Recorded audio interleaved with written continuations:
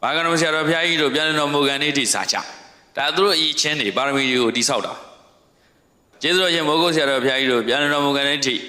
နောက်ခန္ဓာဝင်ချကန်နေတိတရားဟောတွေမပြတ်ဘူးဗျာအဲ့ဒါပါအရေးချင်းတွေတိဆောက်တာဒါဆိုတော့အရှင်မြတ်ကြီးများပြည့်ပြည့်စုံတဲ့အများကြီးပြေဝလာတဲ့အရေးချင်းတွေရှိဘလောက်ပဲရှိတိဆောက်မှုကရက်လို့မရအဲ့တော့ emotional self control ကိုယ့်ရဲ့ခံစားချက်တွေကိုထိန်းကျောင်းရမယ်ဆိုတော့ဒီဗီဒီယိုတို့ကောင်းဆောင်ဖြစ်မဲ့ပုံကိုယ်တွေပေါ့ဒါ EQ ဆိုတာ leadership ရဲ့အခြေခံပဲဗျာကောင်းဆောင်ဖြစ်မဲ့ပုံကိုယ်တွေကြည့်အောင်ကဏ္ဍပုတ်သင်ကိုင်းမင်နတ်သို့လိမ်မျိုးခွေးအားဤချောဝနာယကမတင်တိုင်းဆိုတော့ leading လုပ်လို့မရ leader လုပ်လို့မရတော့ကဏ္ဍလို့ကိုယ့်ဘက်ကိုအဘဘေးတိုက်ကန့်လန့်သွားတဲ့သူဟုတ်လားကိုင်းမလို့လေယူရတိတ်ရိမ့်နေတဲ့သူပေါ့ဗျာအစရှိတဲ့ဒီလိုအရေးချင်းနေနေတော့မရအဲ့မှာရှူးတိုင်းပေါ့နှစ်သိုးလို့တခုခုထက်ကနေရှိပါလေစိတ်ဆိုးမယ်စိတ်ပြတ်မယ်စိတ်ဆိုးမယ်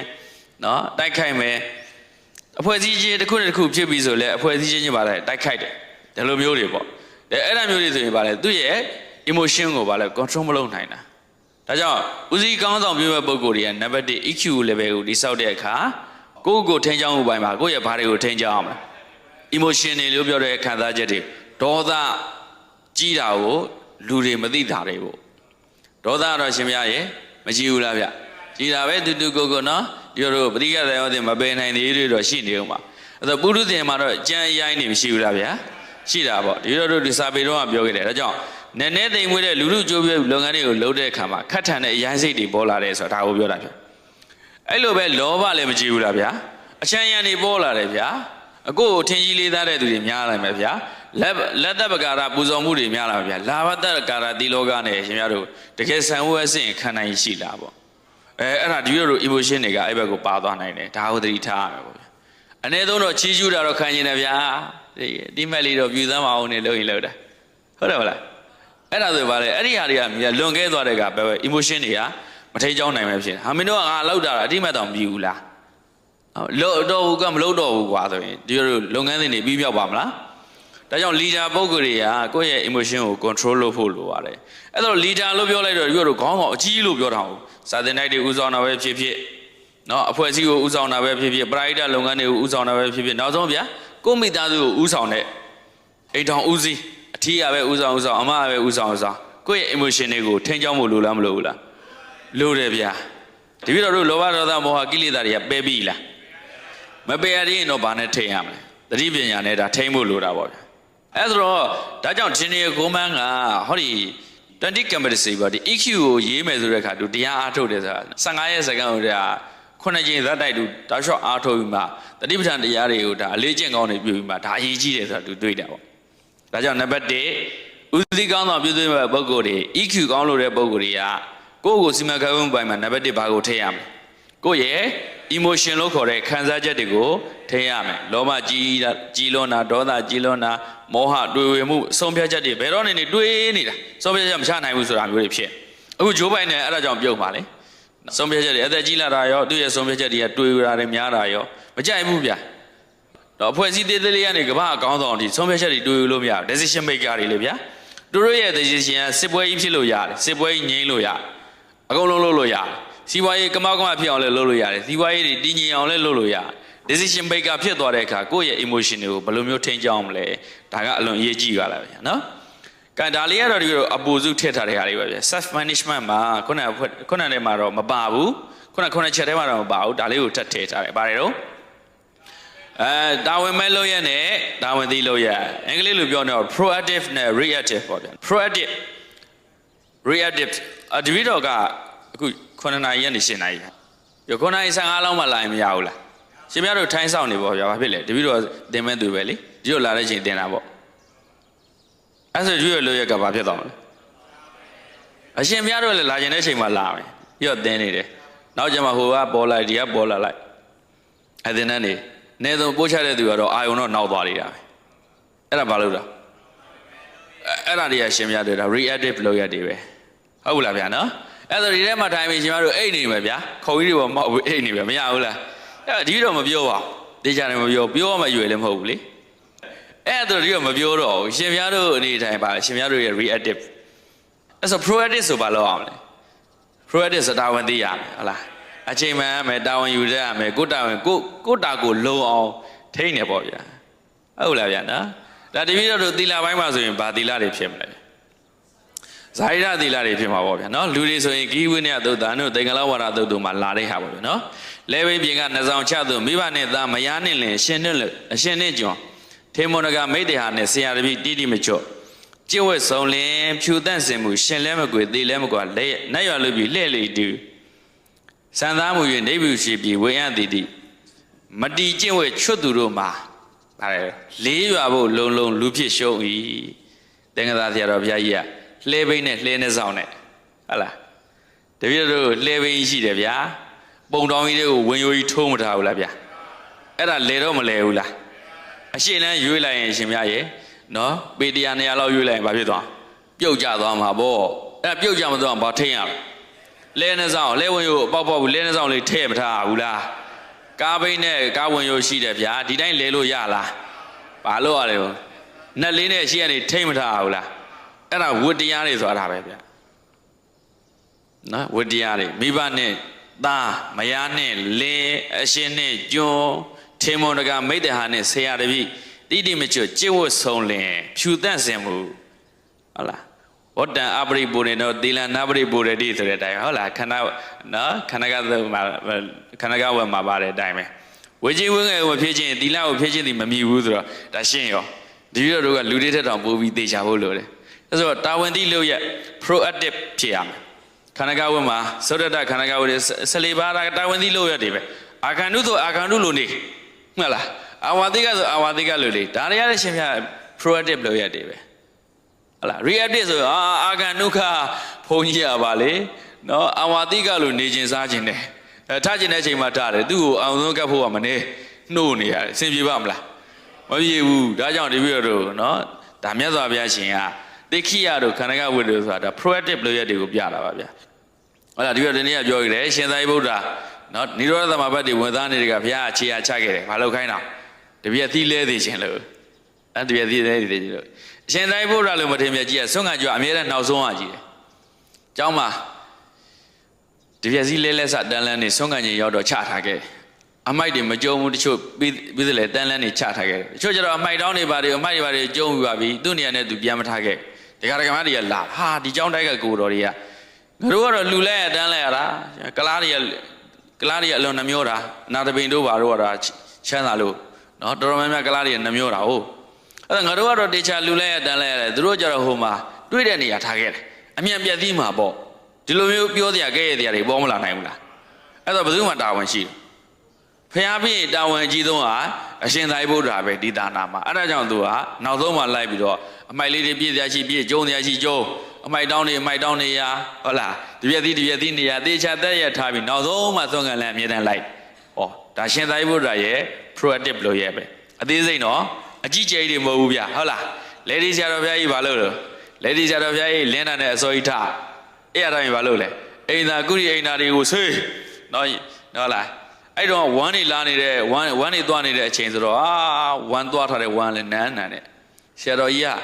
နော် reactive လုပ်ရှင်တယ်ဟာတော့ပါပြီငါအကြီးကဲပဲမလုပ်ပဲနေလို့ရတယ်နောက်တော့ပြန်စဉ်းစားတာမဟုတ်တက်လုံးတန်တရားတစ်ချောင်းလုံးမရကြုံခံဒီလောက်စိတ်ရုပ်ရှင်အောင်ပါဆိုမစင်နေတဲ့ကောက်ပြီးကိုယ့်ကိုတုတ်ပြနေတယ်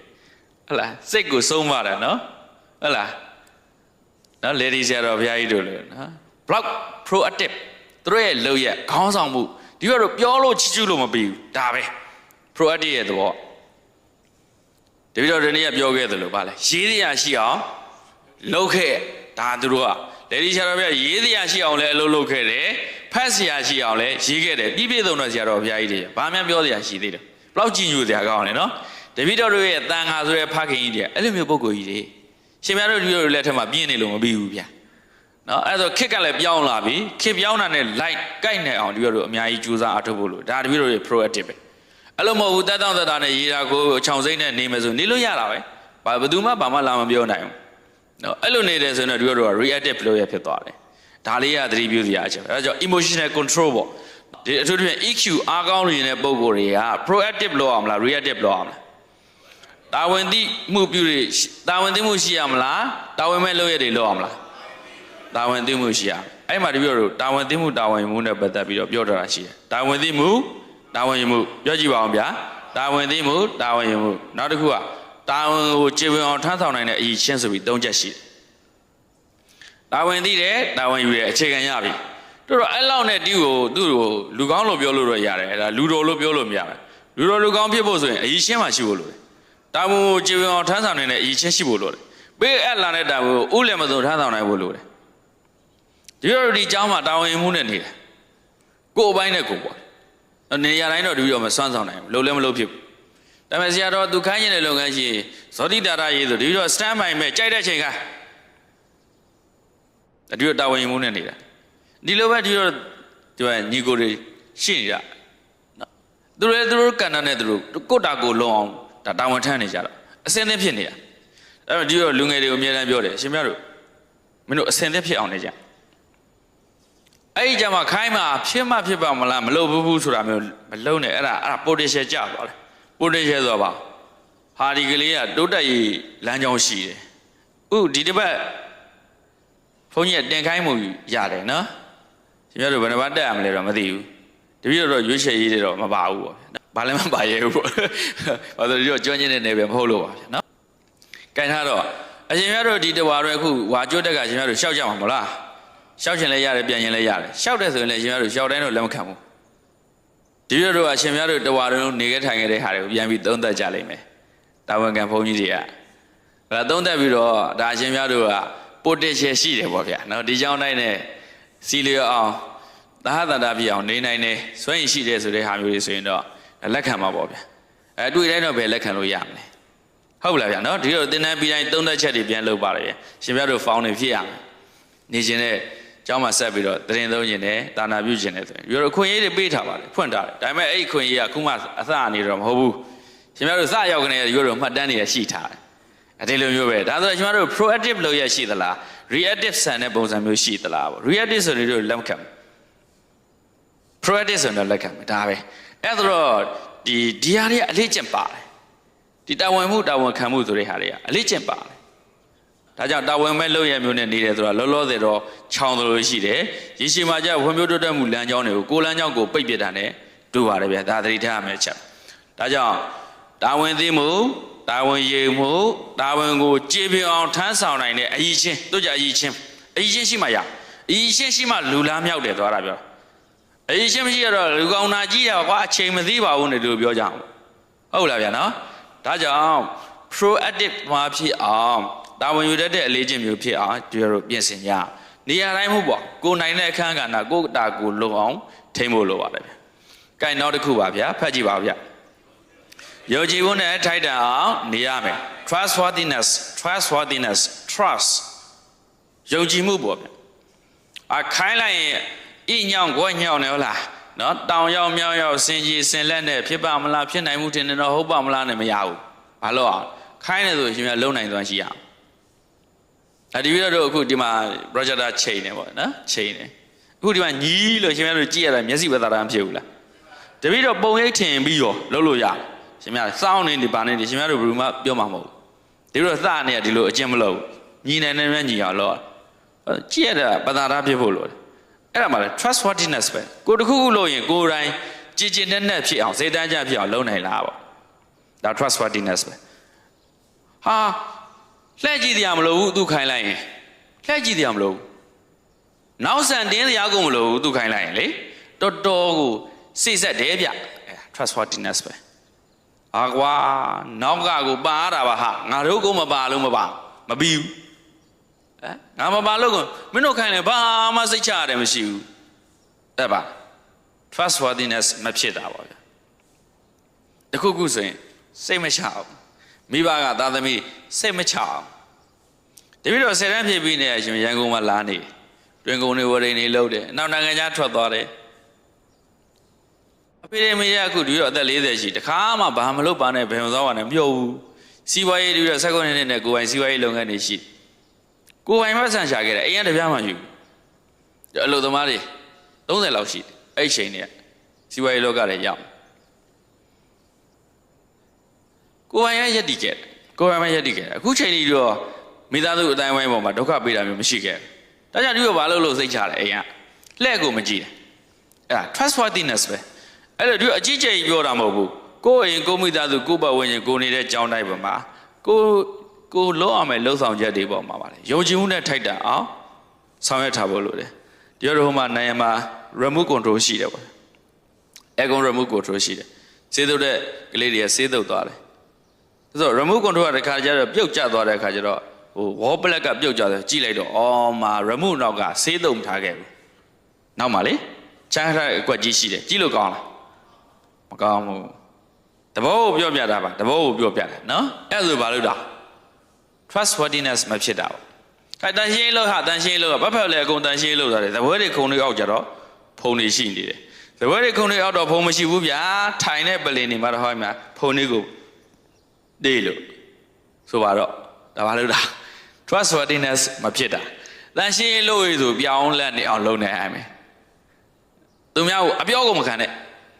သူများကိုအပြောခံရမလို့တော့အောင်အလုပ်လုပ်နိုင်တဲ့ရှိတာဘာလို့ပြောလဲ trustworthiness ဒီနေ့ခေတ်ကျတော့ခက်လာတယ်ရှင်များတို့ခက်လာတယ်ကိုရင်တွေကိုလည်းထိန်းကျောင်းရတာဘုန်းကြီးတွေကအဲ့ဒီအခက်အခဲတွေရှိနောက်ဆန်တင်းနဲ့စိတ်မချရဘူးတို့ကိုမပိုင်မပြီးဘူးဆိုတဲ့ဟာမျိုးတွေဖြစ်အဲ့လိုပဲအလုပ်ရှင်တွေကအလုပ်သမားတွေကိုခိုင်းတဲ့အခါအလုပ်သမားတွေကရှင်များရေချောင်းခိုလို့ရသလောက်ခိုတယ်အဲ့လိုပဲအလုပ်ရှင်တွေကလည်းရှင်များအလုပ်သမားတွေခေါင်းပုံဖြတ်လို့ရသလောက်ဖြတ်တယ်ဆိုတော့အလုပ်ရှင်နဲ့အလုပ်သမားကြမှာပါလဲအလုပ်ရှင်နဲ့အလုပ်သမားကြမှာဝတ္တရားတွေပြတ်မသွားဘူးလားပြတ်သွားတယ် trustworthiness ယုံကြည်မှုတည်ဆောက်လို့မရ trust မဖြစ်ဘူး trust feeding မလုပ်မထားနိုင်ယုံကြည်မှုတည်ဆောက်မထားနိုင်အဲ့ဆိုအဲ့ဒီအလုပ်ကြီးကတော့ရှင်များအမြန်ပြည့်စည်လိမ့်မယ်အဲ့ဒီဝင်ကြီးရအမြန်ပြည့်စည်လိမ့်မယ်ဟုတ်လားဗျဒီလိုနိုင်ငံခြားမှာနေကြတော့စက်ရုံတစ်ခုဒီလို technician နေနဲ့သွားတာပါ general worker တော့မဟုတ်ဘူးဒါပေမဲ့ဘာဖြစ်လဲဆိုတော့အဲ့မှာအလုပ်ရှင်ကကောင်းပုံဖြတ်တာအလုပ်ရှင်ကကောင်းပုံဖြတ်တဲ့ကဒီလိုအထက်ကျွမ်းကျင်တဲ့ပြည့်စစ်ကျွမ်းကျင်တဲ့တကယ်ချင်းတယောက်ပါတယ်စက်ရုံကြီးသူ short တိုက်ထားခဲ့တာအကုန်မီးလောင်သွားတာရှင်မြန်မာဝင်နဲ့ဆိုရင်တိမ်မောင်တောင်းနဲ့ချီတန်တဲ့ဟာမျိုးဆိုအလုပ်သမားတွေကိုလည်းအလုပ်ရှင်ကညှစ်လို့မရဘူးမလုပ်ရဘူးဆိုတော့အလုပ်သမားတွေပြန်ညင်အကုန်မွဲသွားမယ်အဲ့လိုပဲအလုပ်ရှင်တွေကလည်းအလုပ်သမားတွေကညံ့ပြီဆိုရင်ရှင်များအထက်တန်းရောက်အောင်သူတို့နော်ယုံကြည်မှာမဟုတ်ဘူးနော်နေရာပေးမှာမဟုတ်ဘူးယုံကြည်ဝေးမှာမဟုတ်ဘူးအဲ့ဒါ trustworthiness ပဲတပည့်တော်ရဲ့ဝန်းကျင်ကိုယုံကြည်မှုနဲ့တည်ဆောက်အောင် trustworthiness ဟုတ်လားဗျအဲ့တော့အတိပ္ပယ်ပါတော့ယုံကြည်မှုနဲ့ထိုက်တန်အောင်နေရမယ်အလုပ်လုပ်နိုင်စွမ်းရှိရမယ်အဲ့ဒါမှသာလေတပည့်တော် trustworthiness ဖြစ်ပြီးတော့အဲ့လိုမျိုးအလေးကျင့်လုပ်ထားတဲ့ပုံကိုတယောက်ကပါလဲ EQ မြင့်တဲ့သူတယောက်ပေါ့ကိုစီမံခန့်ခွဲတယ်ဆိုတဲ့နေရာမှာမသိတယ်လို့မဟုတ်ဘူးရှေ့တော့တစ်မျိုးကွာကွဲရတစ်မျိုးဒီလိုမလို့အောင် trustworthiness ဆိုရှေ့မှာပဲဖြစ်စေကွဲရမှာပဲဖြစ်စေပါတော့ကိုယ့်ရဲ့လှုပ်ဆောင်ချက်ကအကောင်းဆုံးဖြစ်ရအဲ့ဒီဟာကိုကိုယ်တိုင်သိလားမသိဘူးလားသိတာပေါ့နောက်ဆုံးတော့အရှင်မြတ်တော့ကိုမကောင်းတာလှုပ်ထားရင်တေကန်နေကြပါဖြစ်တယ်အတ္တနုဝါဒဘေးတဲ့သွားမှာပေါ့ trustworthiness ကိုဘဝတစ်လျှောက်မှာကိုအကောင်းဆုံးဘုန်းကြီးလူတွေနေတဲ့အချိန်မှာပါလေအကောင်းဆုံးဒီဆောက်ထားနိုင်တယ်ဆိုရင်ဘာဖြစ်လဲတေကန်နေတော့ရှင်မြတ်စိတ်ဖြောင်းဖြောင်းတော့သိရမှာပေါ့အတ္တနုဝါဒဘေးတော့ရှင်မြတ်တွေလွတ်မှာပေါ့ပရာနုဝါဒဘေးကတော့ဘုရားတော်မလွတ်ပါဘူးဒီတိုင်းပဲဆွခံနေတယ် trustworthiness ပဲယုံကြည်ကြမ်းမှဖြောင့်စင်းစွာဖြင့်တရားထုတ်တော့လေဒီယုံကြည်ချက်ကအရေးကြီးတာပဲအလောကသုံးပါဘာပြောလဲတတ္တရာတရတိဩဂံဆိုတော့ယုံကြည်မှုနဲ့ထိုက်တအောင်နေတယ်ယုံကြည်မှုရှိနေတယ်ဆိုတာအရေးကြီးလားမကြည့်ဘူးလေအကြည့်ပါတယ်ဒါဆိုတော့နံပါတ်2အချက်ပြီးပြီ